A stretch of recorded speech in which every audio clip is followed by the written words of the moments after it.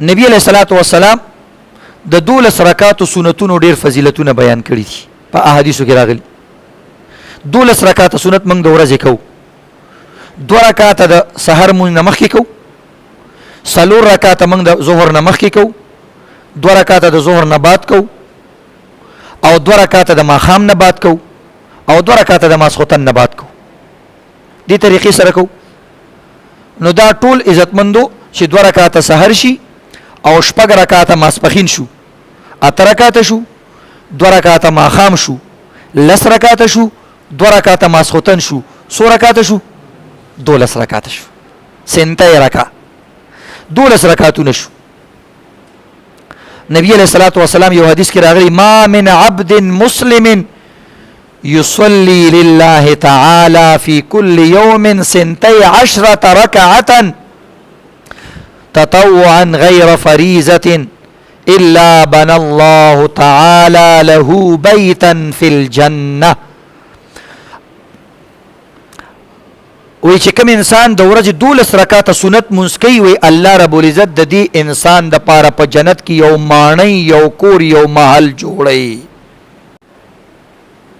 سوچ کوه د دنیا د کور د پاره موږ څومره سروالی بروالی ګرځو، بیا هم دار چا سره کور نشته.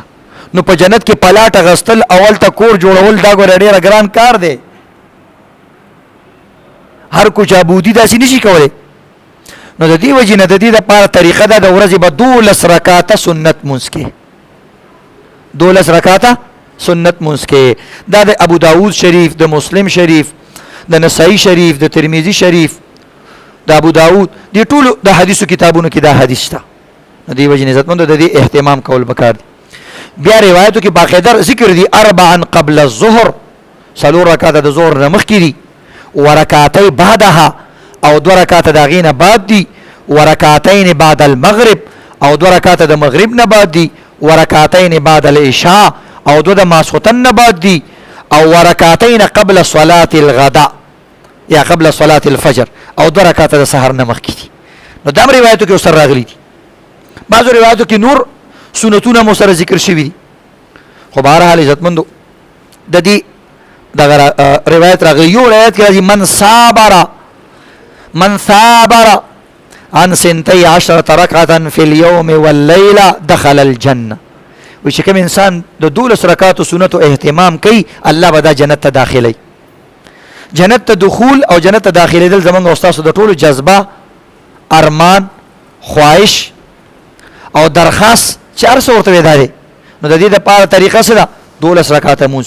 تاسو کې اکثر کسان کوي، خو اوس به تاسو د فضایل استهزار سره کوئ چې دا کوم سنت چې کوم په دې باندې لګېږي زما کور جوړېږي په جنت کې.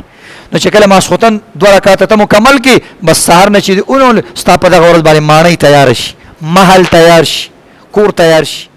نو انشاءالله د دې اهتمام به کوو که نه انشاءالله.